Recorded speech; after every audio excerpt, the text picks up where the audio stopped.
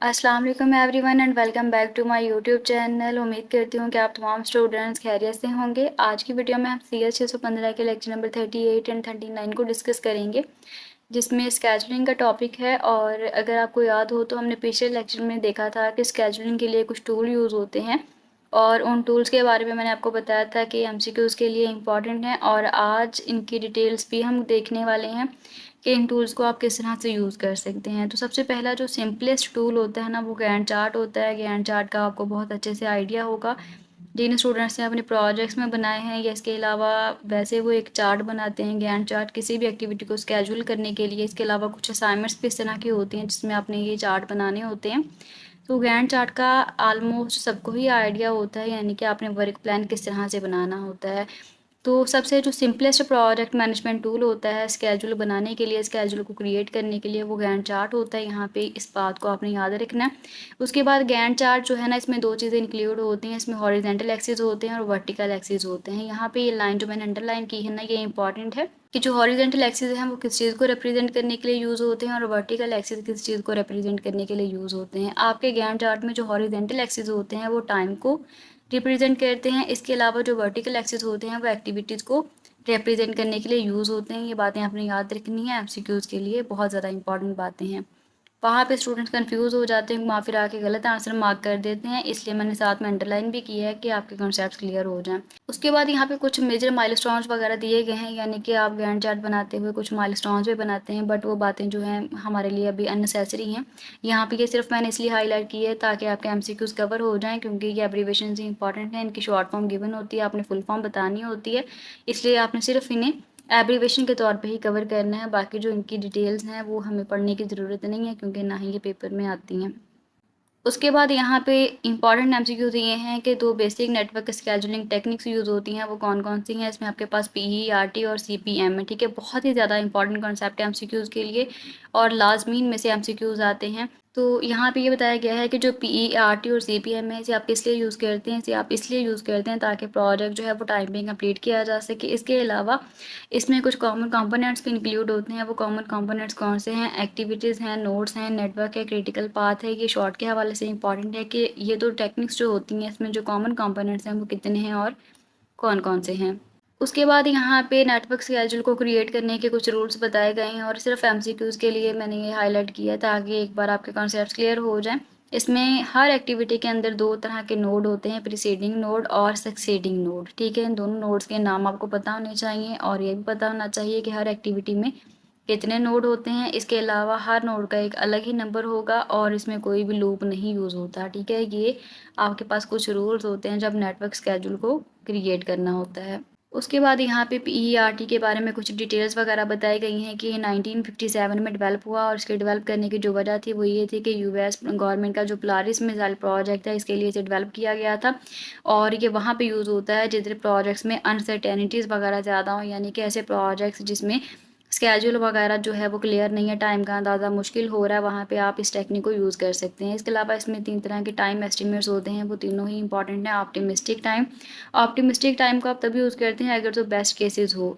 उसके बाद है पेसिमिस्टिक टाइम। पेसिमिस्टिक को आप तभी यूज़ करेंगे अगर इसमें कोई वर्स्ट केसेस आ जाते हैं, ठीक है, यानी कि जो कंडीशंस हैं वो ख़राब, फिर आप इस टाइम एस्टिमेट को यूज़ कर सकते हैं। उसके बाद मोस्ट लाइकली टाइम, यानी कि नॉर्मल अगर आपने यूज़ करना है तो आप इसी टाइम एस्टिमेट को यूज़ करेंगे। मज़ीद इसके बारे में ही डिटेल्स बताई गई हैं, लेकिन आपको सिर्फ इनके नाम ही प्रिपेयर करने हैं कि जो टाइम एस्टिमेट्स होते हैं PERT टेक्निक में कितने हैं और कौन कौन से हैं। उसके बाद यहाँ पे फ्लो ग्राफ रिप्रेजेंटेशन के बारे में बताया गया है कि जो PERT टेक्निक होती है उसमें एक इंटरेस्टिंग एडेप्शन भी होती है जिसे फ्लो ग्राफ रिप्रेजेंटेशन बोला जाता है, और ये 1990 में डेवलप की गई है।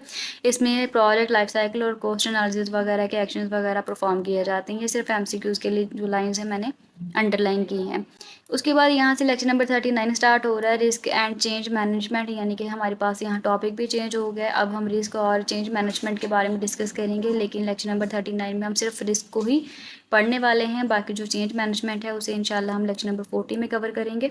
तो स्टार्ट करते हैं। सबसे पहले रिस्क होता क्या है? रिस्क जो है ना वो किसी भी लॉस की पॉसिबिलिटी को बोला जाता है, यानी कि अगर लॉस होने की पॉसिबिलिटी है, लॉस आने के चांसेस हैं तो वो रिस्क कहलाता है। और रिस्क की कुछ वजह हो सकती है, कुछ रीजंस हो सकती हैं, मतलब अचानक कोस्ट का चेंज हो जाना, स्केड्यूल चेंज हो जाना, टेक्निकल कंस्ट्रेंट्स वगैरह इसकी कुछ रीजंस होती हैं। इसके अलावा यहाँ पे रिस्क मैनेजमेंट के बारे में बताया गया है कि रिस्क मैनेजमेंट जो है ना वो सेट ऑफ एक्शंस होते हैं जो कि प्रोजेक्ट मैनेजर को हेल्प करते हैं कि वो एक अप्रोच को प्लान कर सकें, ताकि जो अनसर्टेन अकरेंस वगैरह होती हैं, यानी कि रिस्क आने के जो खतरे होते हैं, पॉसिबिलिटीज़ होती हैं, उनके साथ वो इजीली डील कर सके। उसके बाद यहाँ पे रिस्क की टाइप्स वगैरह बताई गई हैं।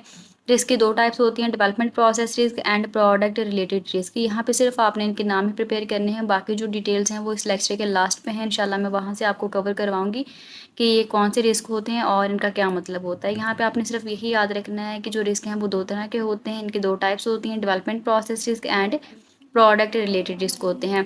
उसके बाद नेक्स्ट हमारे पास ये बताया गया है कि जो रिस्क मैनेजमेंट है इसमें कितने स्टेप्स इंक्लूड होते हैं। ये बहुत ही ज़्यादा इंपॉर्टेंट है एमसीक्यूज़ के लिए, तो लाजमी इंपॉर्टेंट। इसके अलावा शॉर्ट में भी कभी कभार पूछ लेते हैं कि जो रिस्क मैनेजमेंट है उसमें कितने स्टेप्स इन्वॉल्व होते हैं। उसमें रिस्क को आइडेंटिफाई करना, रिस्क को एनालाइज करना और इसको मिटिगेट करना शामिल होता है। उसके बाद यहाँ पे कंटीजेंसी प्लानिंग के बारे में बताया गया है। इसका मतलब ये होता है कि अगर आपका एक प्लान फेल हो गया है तो दूसरा जो अल्टरनेटिव पाथ है वो वर्क करना चाहिए, ठीक है।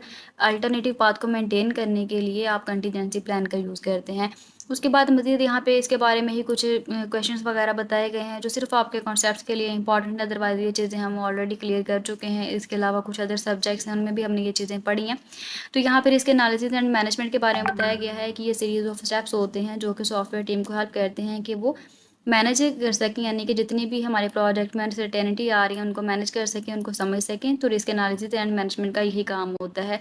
उसके बाद यह है कि इसमें कौन लोग इन्वॉल्व होते हैं। सॉफ्टवेयर प्रोसेस में जितने भी लोग होंगे, चाहे वो मैनेजर्स हैं, सॉफ्टवेयर इंजीनियर्स हैं, कस्टमर्स हैं, वो सारे इसमें इन्वॉल्व होते हैं।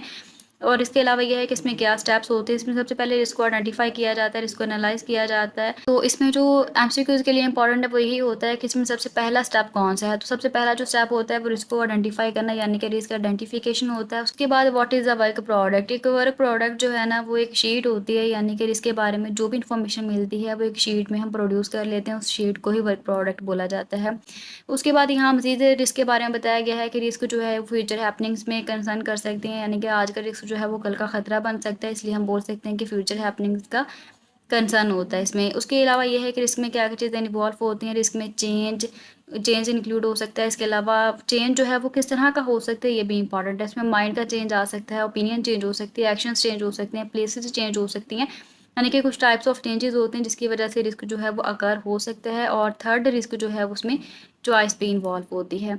उसके बाद यहाँ पे बेरी बॉम के अकॉर्डिंग ये बताया गया है कि जो रिस्क मैनेजमेंट होता है ना उसमें जो प्रोजेक्ट मैनेजर्स होते हैं उनके अटेंशन, उनका फोकस उन चीज़ों पे होता है जो कि प्रोजेक्ट को नुकसान पहुंचा सकती हैं। इसलिए रिस्क मैनेजमेंट के बारे में हमने बात की थी कि सेट ऑफ एक्शंस होते हैं जो कि प्रोजेक्ट मैनेजर को हेल्प करते हैं कि वो एक अप्रोच को प्लान कर सकें, ताकि जितनी भी अनसर्टेनिटीज़ वगैरह कर हो रही हैं उनके साथ वो डील कर सके। उसके बाद यहाँ पे टाइप्स ऑफ रिस्क मैंने आपसे कहा था कि वहाँ पे सिर्फ आपने एमसीक्यूज़ के लिए कवर करना है, लेकिन लास्ट पे हम इनकी डिटेल भी देखेंगे। तो यहाँ से इसकी डिटेल भी स्टार्ट हो रही है कि आपके पास जो डेवलपमेंट प्रोसेस रिस्क है वो ऐसे रिस्क होते हैं जो कि डेवलपमेंट में आते हैं, यानी कि जब आप डेवलपमेंट कर रहे हैं, ड्यूरिंग द डेवलपमेंट जो भी रिस्क आएंगे उन्हें आप डेवलपमेंट प्रोसेस रिस्क ये बोलेंगे। मतलब कि डेवलपर की कोई एरर आ गया है, इसके अलावा कुछ नेचुरल डिजास्टर्स वगैरह हैं, और या फिर मैनेजमेंट ऑब्जेक्टिव्स जो हैं वो पुअर हैं। यानी कि कहने का मकसद ये है कि जब आप डेवलपमेंट कर रहे हैं उसके दौरान जितने भी रिस्क आ रहे हैं वो डेवलपमेंट प्रोसेस रिस्क कहलाते हैं।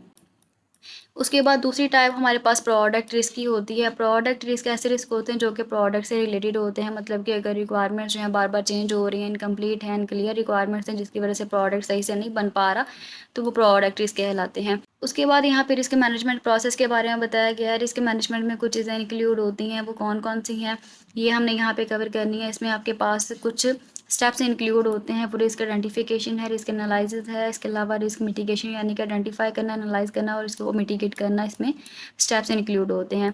मज़ीद इसके बारे में थोड़ी डिटेल बताई गई है। रिस्क आइडेंटिफिकेशन का आपको पता है कि वो तमाम इन्फॉर्मेशन गैदर करना जिससे हम किसी भी रिस्क को आइडेंटिफाई कर सकें, यानी कि पता हमें चल सके कि हमारे प्रोजेक्ट में क्या एरर आ रहा है, उसको बोलते हैं रिस्क को आइडेंटिफाई करना, ताकि हमें रीज़न पता चल जाए कि कहाँ पे कोई गलती है, कहाँ पे कोई एरर है, कहाँ पे कोई ख़राबी है। उसके बाद रिस्क एनालिसिस का मतलब होता है कि इस चीज़ को देखना कि जो रिस्क है, अगर रिस्क हो जाता है तो वो कितना डैमेज करेगा, यानी कि हमारे प्रोजेक्ट में कितना लॉस करेगा, इस चीज़ को बोलते हैं रिस्क एनालिसिस। उसके बाद यहाँ पे रिस्क मिटिगेशन में आपके पास 3 तरह की पॉसिबिलिटीज़ इंक्लूड होती हैं। वो कितनी हैं और कौन-कौन से हैं, ये एमसीक्यूज़ के लिए इंपॉर्टेंट है। इसमें रिस्क को अवॉइड करना, रिस्क को मॉनिटर करना और कंटीजेंसी प्लानिंग। रिस्क अवॉइडेंस का मतलब क्या होता है कि रिस्क से अवॉइड कर लें, मतलब कि कुछ ऐसे प्लान्स वगैरह बना लें जिससे आप रिस्क से अवॉइड कर सकें, बच सकें।